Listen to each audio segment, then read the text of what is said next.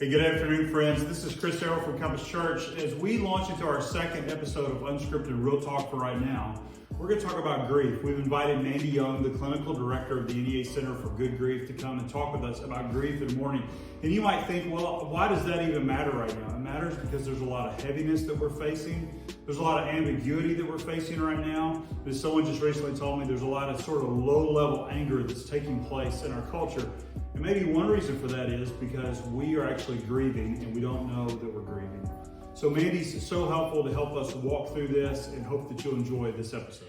Well, here on our second episode of Unscripted Real Talk for Right Now, I'm really honored to have Mandy Young with me. Mandy works over and is the director for the Center for Good Grief with NEA Baptist. And as she and I were just talking earlier, I told her I think this is a hidden gem in our community in Northeast Arkansas.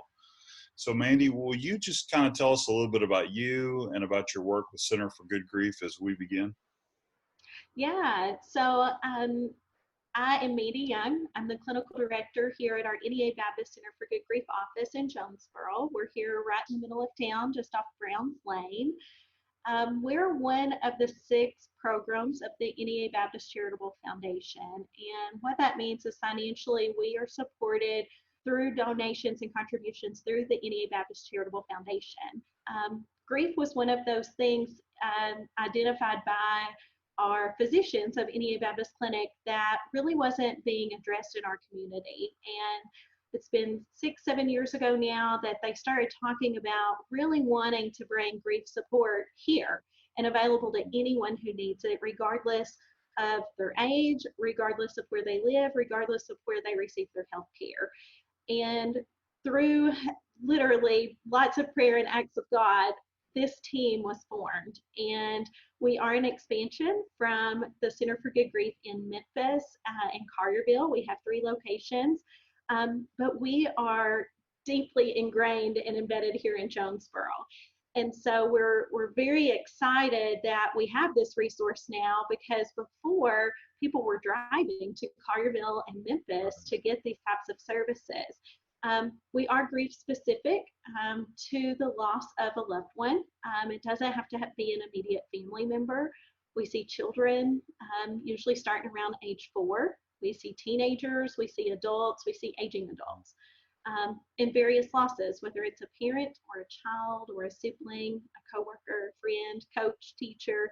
We've seen multiple types of losses, and people that have experienced expected loss from illness to very unexpected losses, whether it was motor vehicle accident, fires, house fires, suicide, murders, those types of things. So we've seen a little bit of it all.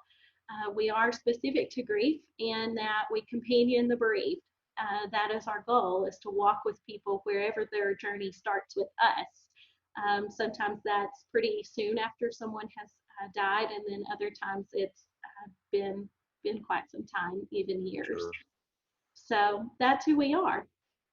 I became aware of your work a few years ago, walking with some friends of ours through a difficult season, and I know that the work you do is really good. I know it's just been rich for them and rich for so many people in our community. And I hope that through this conversation today, that more and more people in our region will learn about your work. I just want to reemphasize what you do is great. You said it's for all people. It's there's no cost. That it doesn't matter who your physician is, where you go to see a doctor, you're able to go there. And I think that that's really, really important. So, we're wrapped up right now in dealing with a tornado that came through here last weekend. Of course, we're like everybody else in the United States and really around the world. It's COVID-19 time. We're dealing with that in real acute ways.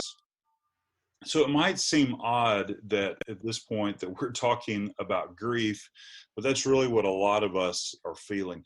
Can you help us understand what is grief? I know that's a small word, but it means a lot of different things. It kind of reaches into a lot of different things. It is. I like that you say it's a small word, because we always say grief is big, grief is real, and grief is better shared, because grief is a small word, but it has a huge impact on people. So, one of the first things that we really talk to our clients about is grief is what happens to us on the inside. When, Mhm. when tragedy happens, when loss happens, grief is what is built and ingrained in our hearts, in our souls, in our thoughts, our emotions, that gut wrenching feeling that you get. It can Grief is an entire body experience. So it's physical, it's emotional, spiritual, psychological, behavioral. All of those things are grief. Mourning, on the other hand, is a word that sometimes people use interchangeably, but it's not the same. So mourning is how we express it. So in times like COVID-19 right now, whether you have had a loss or not a loss, the way we are mourning the loss of our normals is we may be a little on edge. We may be snippy with our spouse. We may be nagging at our kids. Um, it's not that they did anything out of the ordinary to cause those reactions in us. It's just something that's inside of us coming out. It's those reactions we have. So that's kind of how we're mourning. So there's the grief that happens on the inside, and then there's the expression that happens on the outside. And So there's I've heard people say, like when you're a freshman in college, you get the freshman 15, and now people are getting the COVID-19. And yeah, I'm not being silly when I say that. it's Probably true. my intake of peanut butter cups has gone up in the last couple of weeks. But is that a sign of mourning? Those sort of things? Absolutely. So those behaviors of eating too much, or only eating comfort foods, or not eating enough, sleeping too much, napping too much, days and nights getting mixed up, or not sleeping enough. There's a lot of reactions that happen in our body. Oh, sorry. Hey, it's all right. That's okay. That's okay. Okay, so we're going to pick that back up. We had a little slight interruption there. So there's just a lot of things that we're doing right now. You mentioned our eating habits can be different, our sleep habits can be different, our emotions can be different, and all those things are. Is it fair to say that all those things are sort of an external reaction to what's happening internally with us? Absolutely. So, right now there's even talks that people question a lot of things. They're questioning who to believe the details from. They're questioning even their faith life and what their Yes. spirituality is. They're questioning God. They're questioning why is this happening. They're questioning are politicians making the right decisions? Are leaders putting the right restrictions and providing us with everything that we need?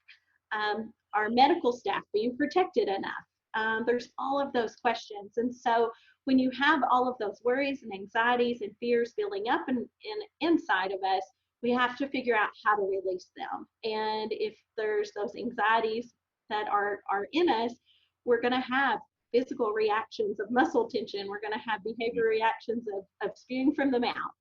Um, there's going to be all sorts of internal things going on that cause an external reaction.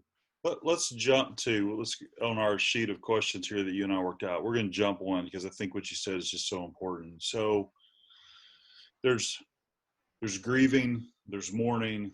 What does healthy grief look like? What can you help us understand what healthy grief looks like, and also what unhealthy grief looks like?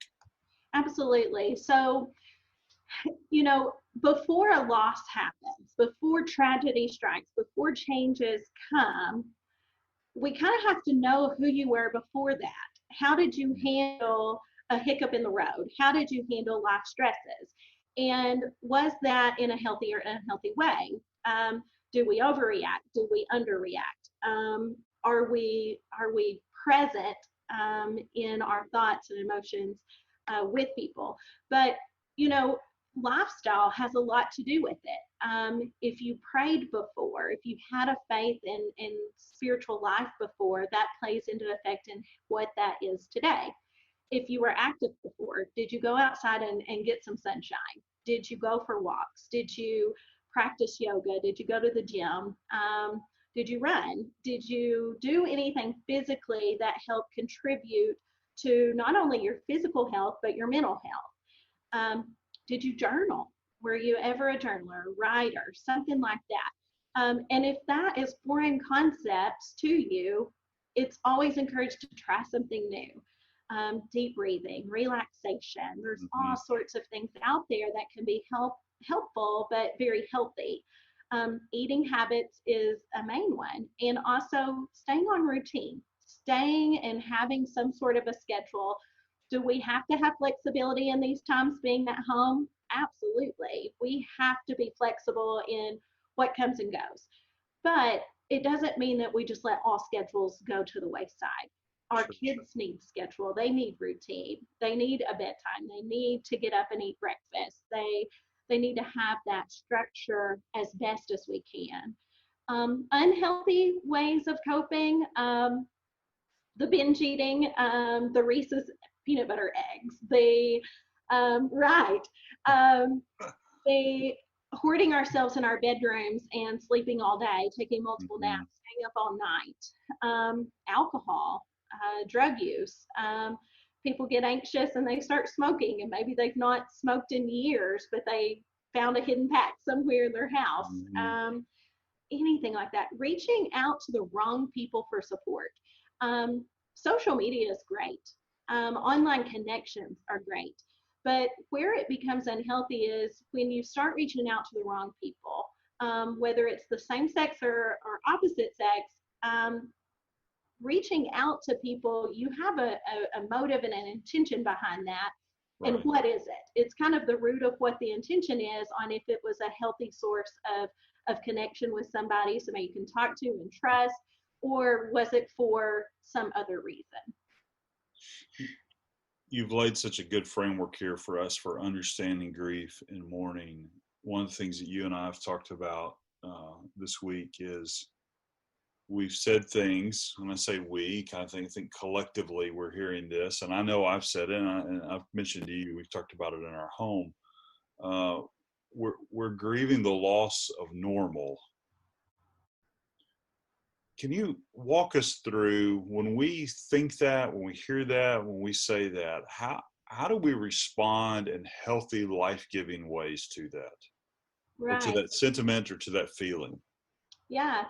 So, when we talk about grief and the loss of a loved one and their loss of a normal, we talk about what is our new normal. And so, with the epidemic that we are in the midst of, we all have a different new normal that has come upon us.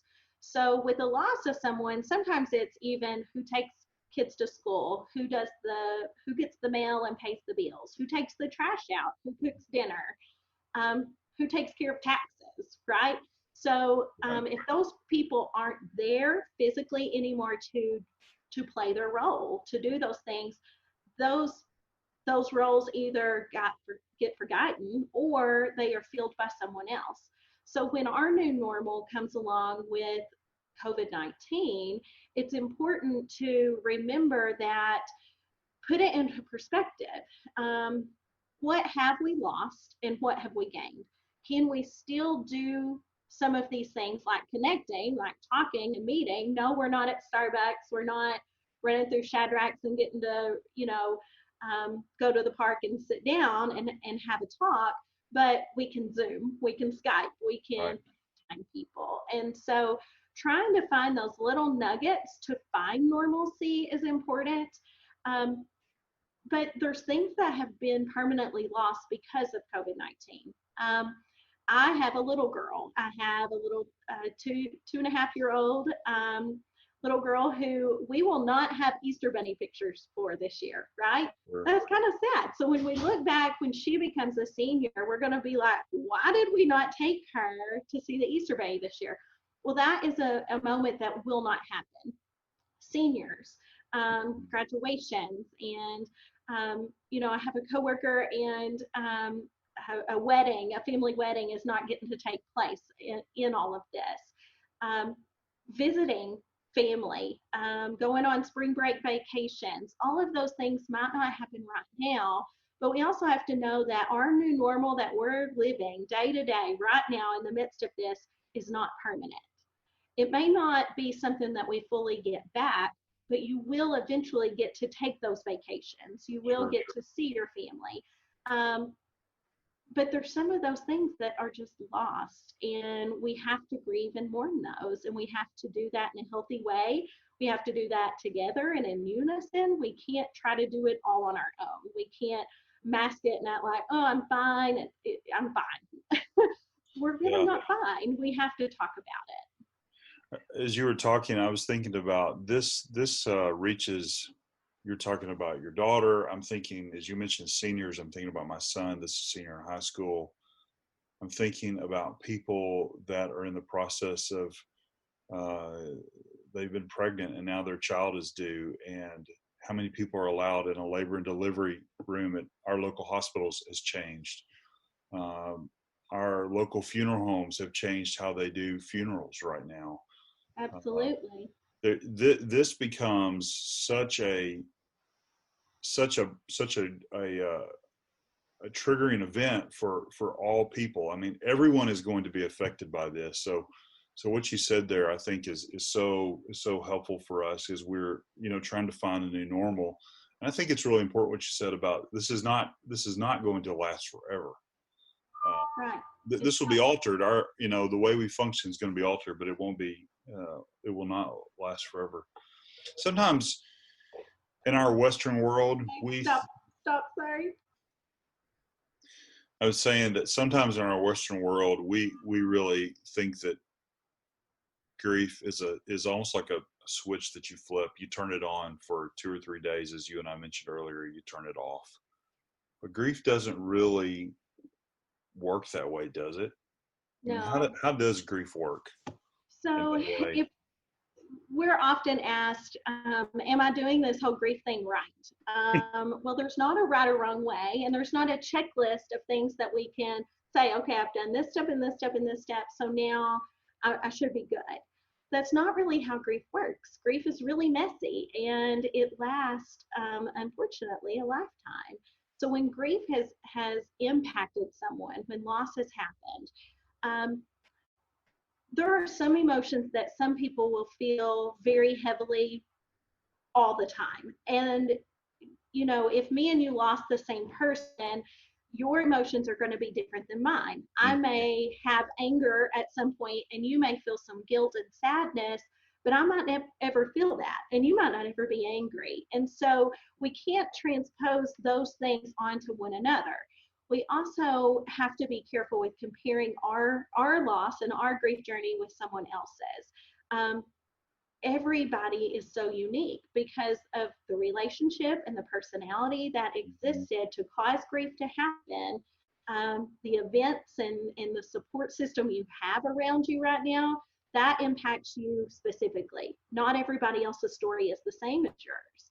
And so, really being mindful that there's not a step by step process to get through grief. Um, Grief comes in waves. So, initially, when loss happens, you feel like you're drowning. You feel like you are under a huge tidal wave and you cannot get your footing. You cannot stand up. You cannot gasp for air. But eventually, you start stumbling and you get on your feet and you start walking. The water's still hitting you, but Mhm. you're able to stand. And then time goes by and you are walking along the edge of the ocean and it's just kind of trickling at your ankles. It's not gone, it's still there. And then sometimes you can look out and a wave will hit you very unexpectedly. Maybe it's with grieving people, they often say they were walking somewhere and they smelled their person. A smell came on them and they it just caught them off guard, or seeing somebody's silhouette in a distance thinking it's their person.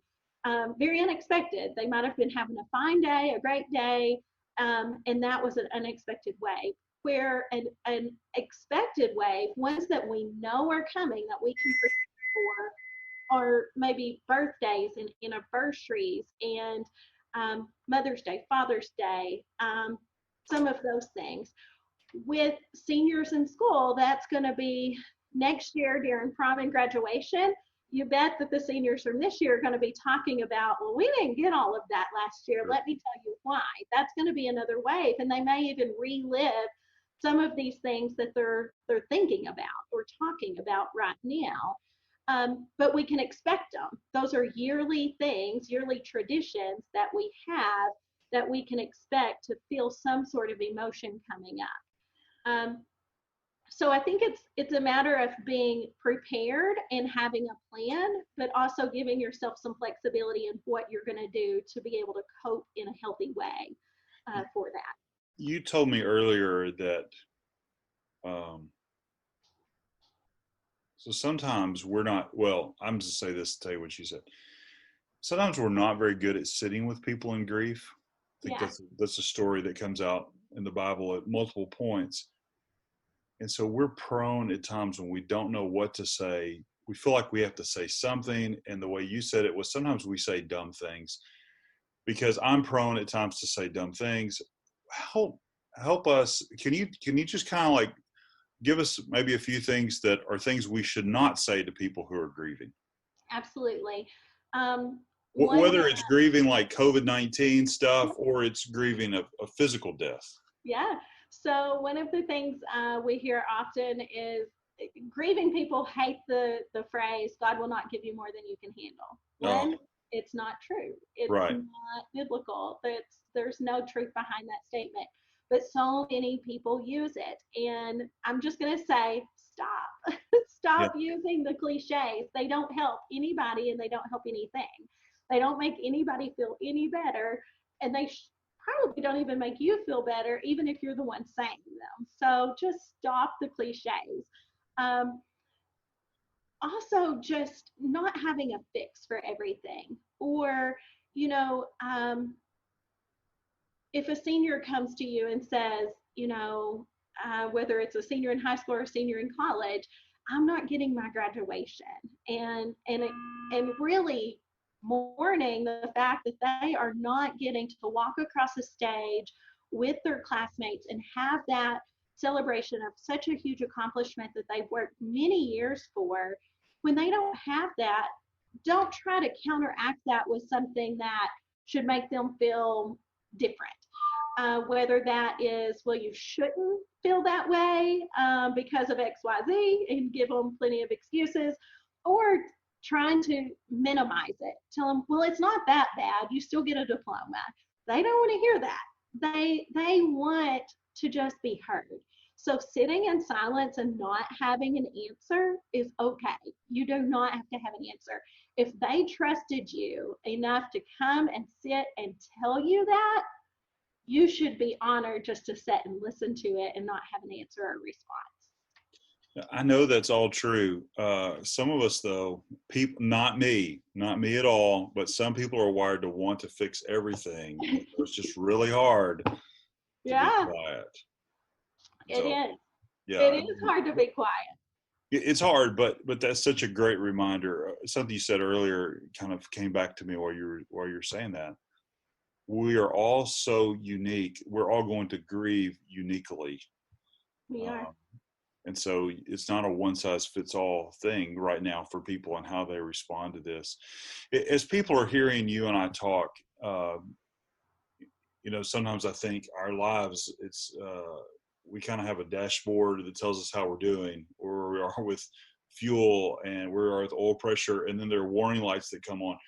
For people that as they hear this, there's a warning light going off for them, or there's bells and whistles going off, and they're beginning to question, am I doing this the right way? Am I healthy?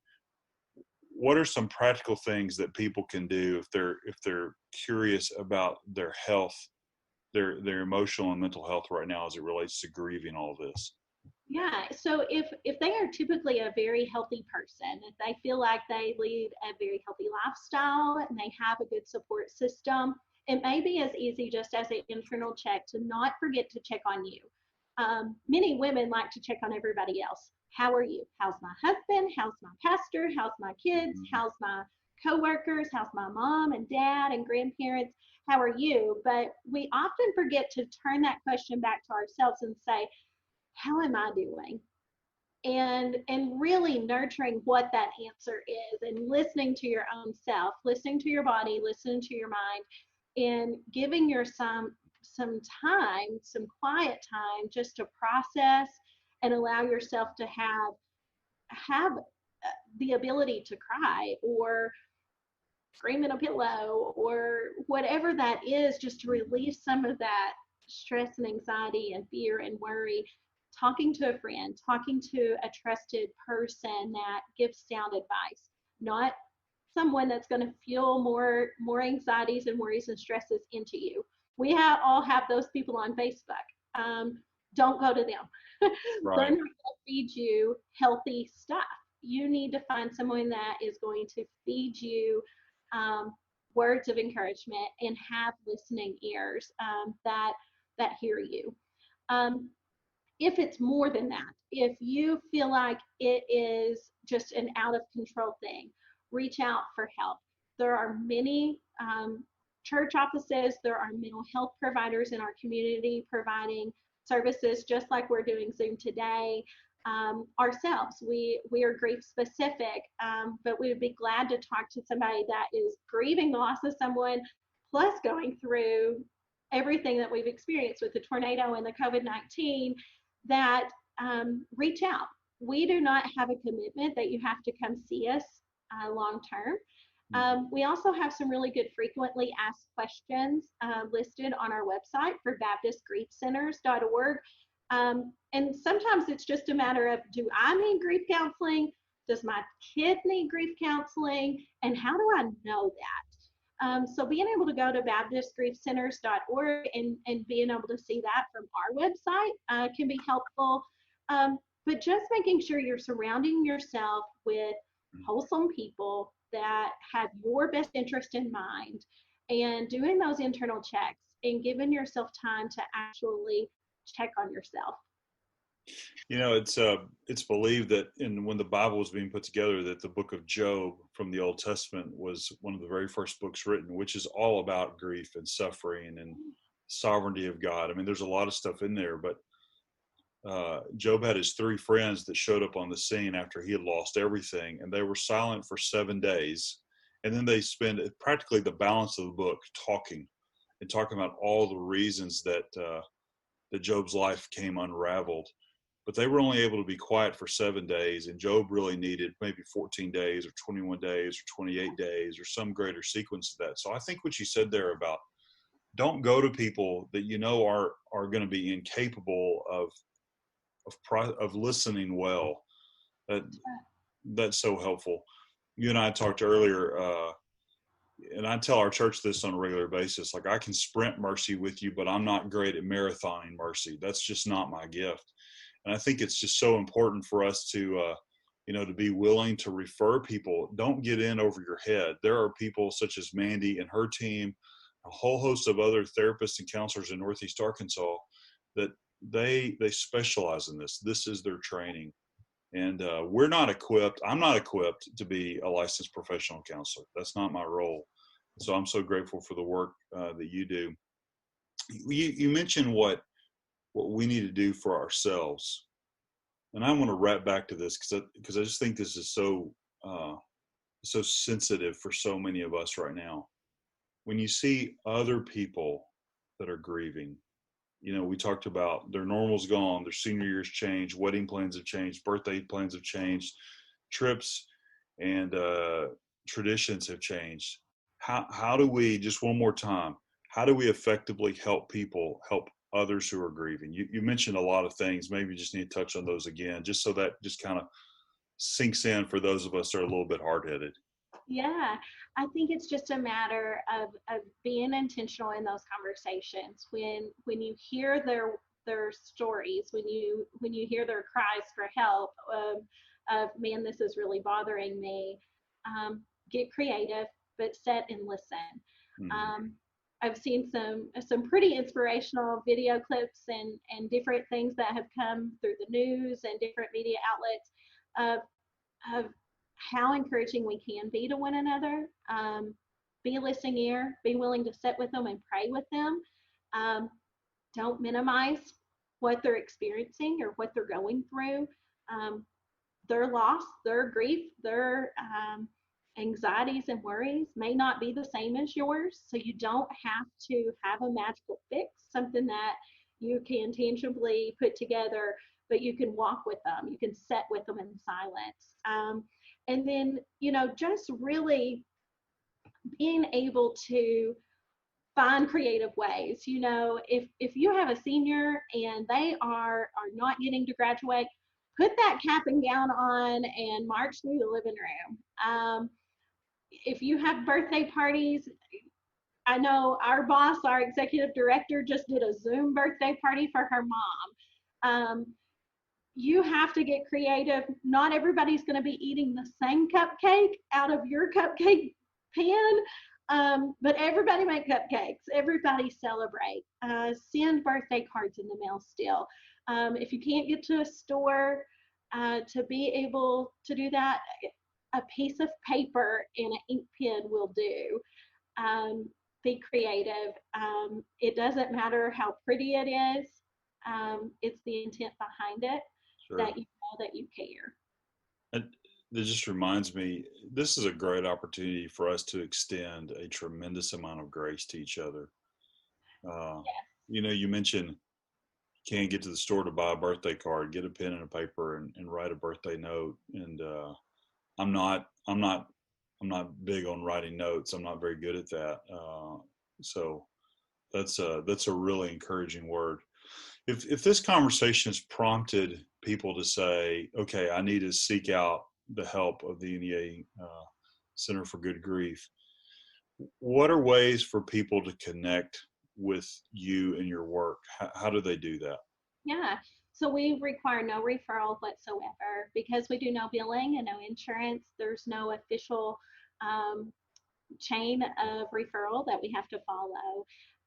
People just pick up the phone and call us directly. The number here is 936-7719, and they'll call. They'll talk to Miss Rhonda on the phone, and she'll get them on the phone with me.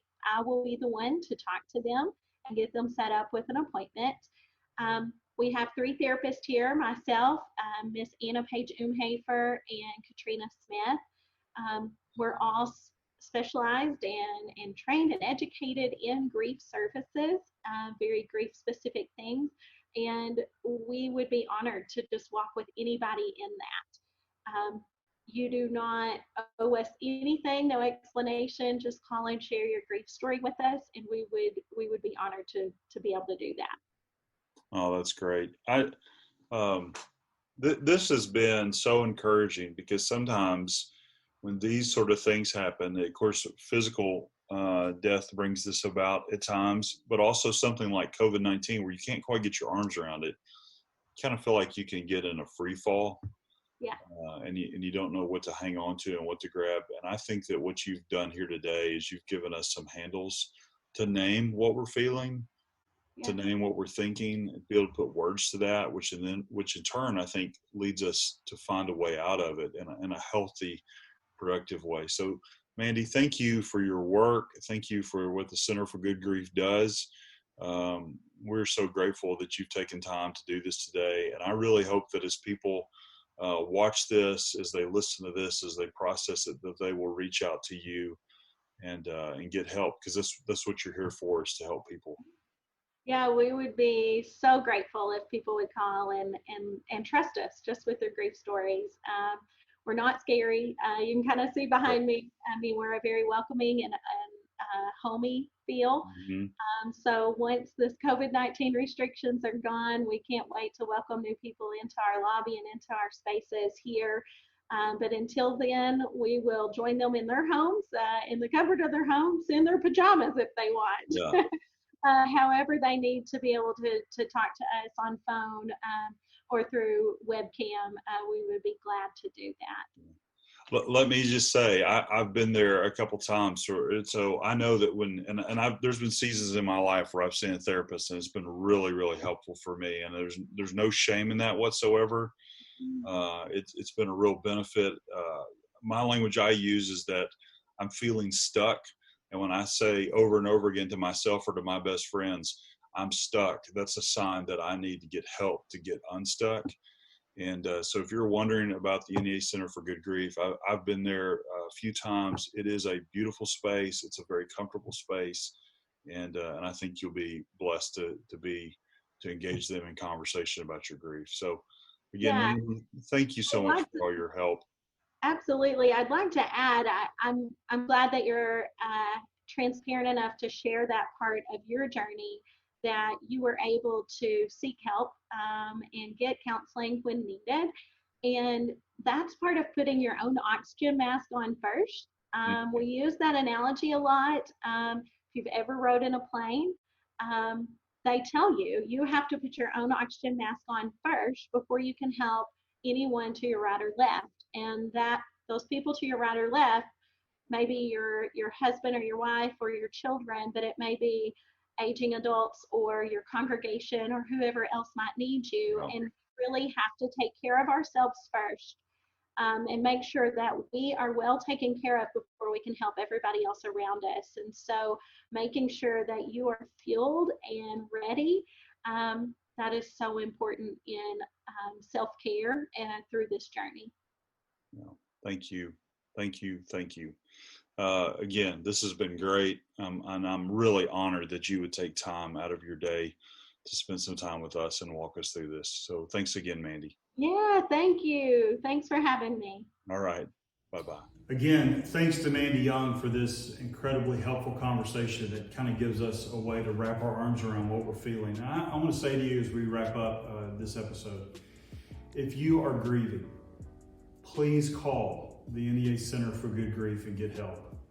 If you're struggling emotionally or mentally right now, reach out to us and we will connect you to an array of therapists and counselors that would love to help you in this time. A lot of people are doing telemedicine or webcam calls or phone calls right now with therapists to help them work through the season. There is nothing wrong with that. There's no shame in getting help. If you'd like to know more about Compass Church, you can follow us on all these different ways on social media. We love you guys and we are cheering for the city and we are for you and with you as we walk through this season.